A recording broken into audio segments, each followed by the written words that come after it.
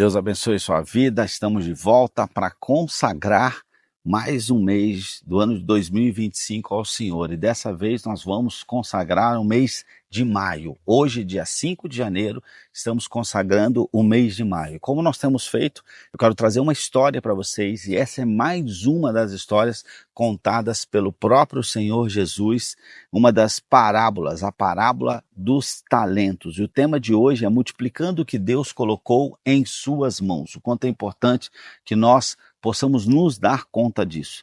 Então vamos lá. Jesus contou sobre um senhor que, ao viajar para longe, confiou seus bens a 3 servos. Ele deu a cada um uma quantidade de talentos, moeda em grande valor, conforme sua capacidade. 5 talentos para o primeiro, 2 para o segundo e 1 para o terceiro. Aqui a gente já vê nessa história que o Senhor tem plena consciência da capacidade de cada um de fazer multiplicar aquilo que ele deu. Aqui nós podemos entender que são dons diferentes, né, para cada um, porque cada um tem dons diferentes e tem oportunidades diferentes para multiplicar, para cumprir propósitos e missões diferentes. Então, o primeiro servo, o Senhor nos diz que ele investiu os 5 talentos e os duplicou, ou seja, ele recebeu os 5 e fez os 5 virarem 10.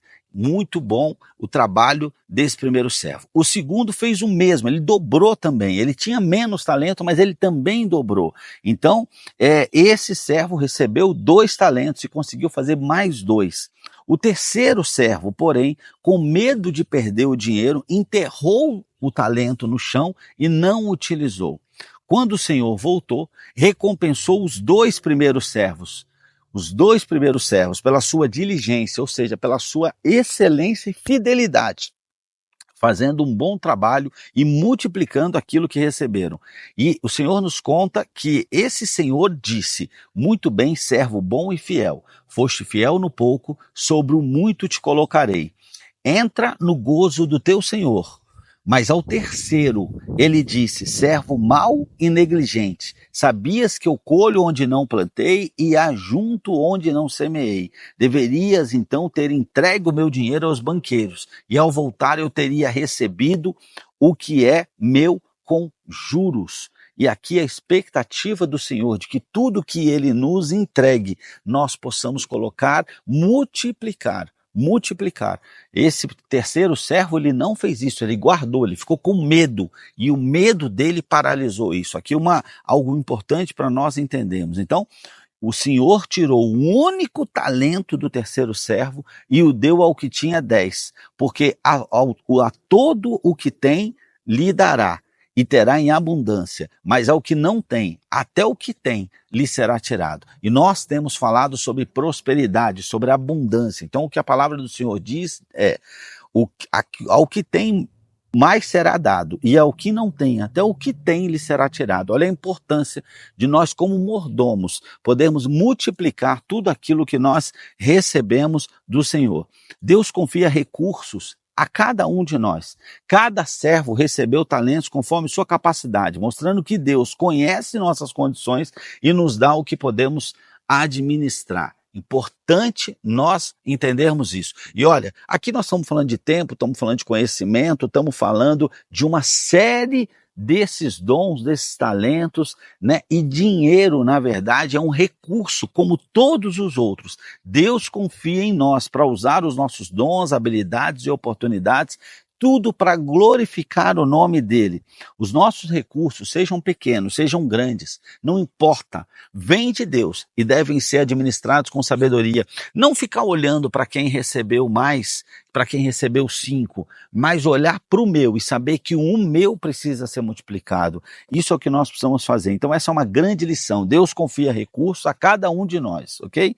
Outro, multiplicar é nossa responsabilidade. Deus nos dá, mas é nosso trabalho multiplicar. Os 2 primeiros servos dessa história foram diligentes, foram extraordinários e trabalharam para multiplicar o que receberam.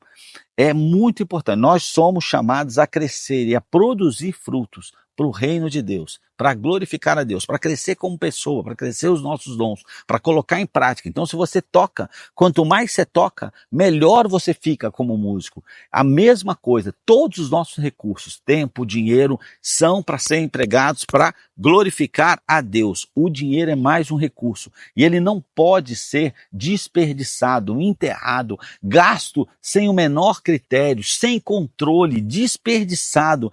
Ele precisa ser investido de forma que traga retorno. Retorno, inclusive no mundo espiritual, principalmente no mundo espiritual. Então nós precisamos entender isso, glorificando o nome de Deus. A terceira lição: o medo não deve impedir a ação. Eu vou repetir.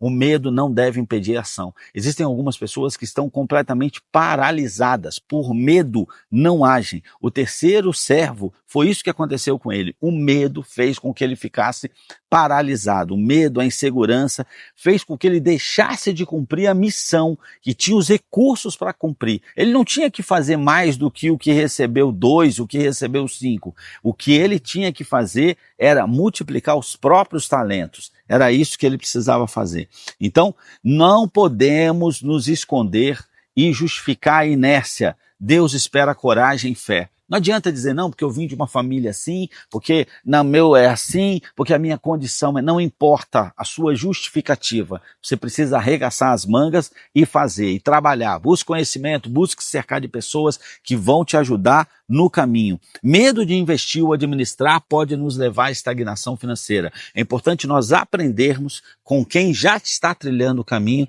para fazermos da melhor forma. É isso que é importante. E a quarta lição: fidelidade no pouco leva à abundância. O Senhor diz isso, quem é fiel no pouco, nós precisamos ser fiel. Se um dia nós poderemos até ter muito mais do que temos hoje, mas nós precisamos ser fiel nesse momento. O Senhor recompensou os servos fiéis, mostrando que quem é responsável no pouco será colocado sobre o muito. Muitos de nós não têm multiplicado nem o pouco que têm recebido, mas já quer ter muito. Não, presta atenção, se você não sabe nem andar de moto, se você não sabe nem andar num carro pequeno, como você vai dirigir uma carreta?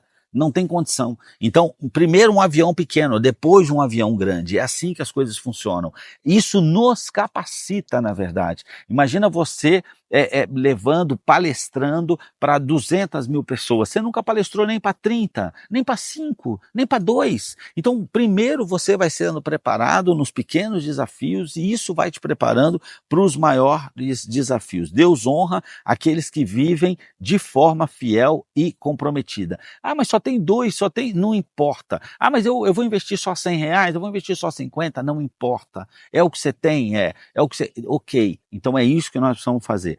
Pequenos atos de disciplina financeira hoje resultam em prosperidade e segurança no futuro. Só de você começar a fazer um orçamento, a você ter uma lista de compra antes de ir para o mercado, pequenas decisões que antes você não tomava, você passa a tomar, isso te ajuda a ter resultado. Eu quero trazer alguns versículos da palavra de Deus, Mateus 25, 21, que diz: muito bem, servo bom e fiel, foste fiel no pouco, sobre o muito te colocarei. Entra no gozo do teu Senhor. Quer entrar no gozo do Senhor? Quer viver com o Senhor na eternidade? Ok, precisamos ser bons e fiéis. Precisamos trabalhar na obra do Senhor. Precisamos trabalhar por Ele, para a obra dEle. Agora é isso que nós fazemos aqui, precisamos glorificar o nome do Senhor. Lucas 16:10 nos diz: quem é fiel no pouco também é fiel no muito, e quem é desonesto no pouco também é desonesto no muito. É uma questão de desonestidade, receber um recurso e não usar, receber um dom e não usar, poder fazer e decidir não fazer. Qual é a diferença entre alguém que não sabe ler e alguém que decide não ler? Nós precisamos entender isso. Então eu estou desperdiçando um recurso.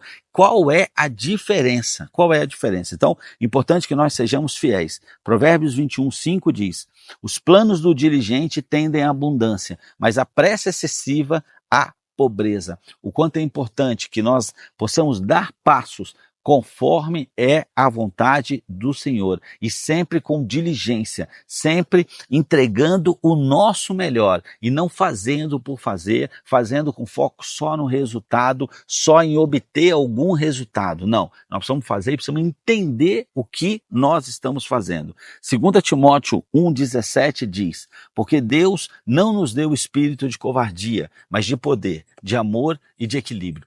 Nós não podemos permitir que o medo nos paralise. Nós precisamos nos capacitar e andar. Ah, Rezende, mas eu estou com medo. Vai com medo mesmo. Dentro de uma segurança, dentro de uma prudência, sem fazer loucura, conversando, sendo vulnerável, tendo humildade, coração ensinável, vai conversando com quem está fazendo, vai lendo, vai aprendendo, vai fazendo aos poucos, mas nós precisamos nos colocar em movimento. Eu quero te fazer um convite para orar. Vamos consagrar esse mês de maio, hoje, dia 5, vamos consagrar o mês de maio ao Senhor. Então, se você puder, curve sua cabeça, feche seus olhos e faça essa oração comigo.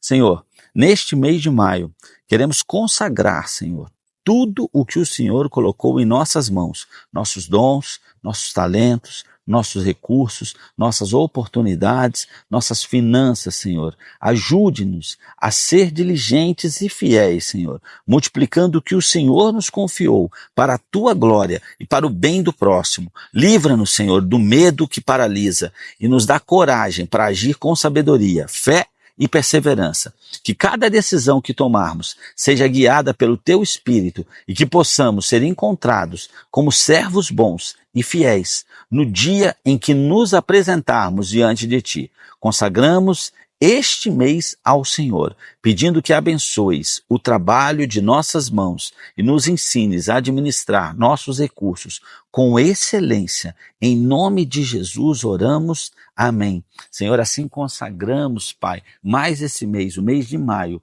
ao Senhor. Guia os nossos passos, Senhor Jesus. Nos capacita, alimenta a nossa fé, Pai. Nos dê estratégia para superar, Pai, os desafios que nós teremos. É isso que nós lhe pedimos, em nome de Jesus. Amém.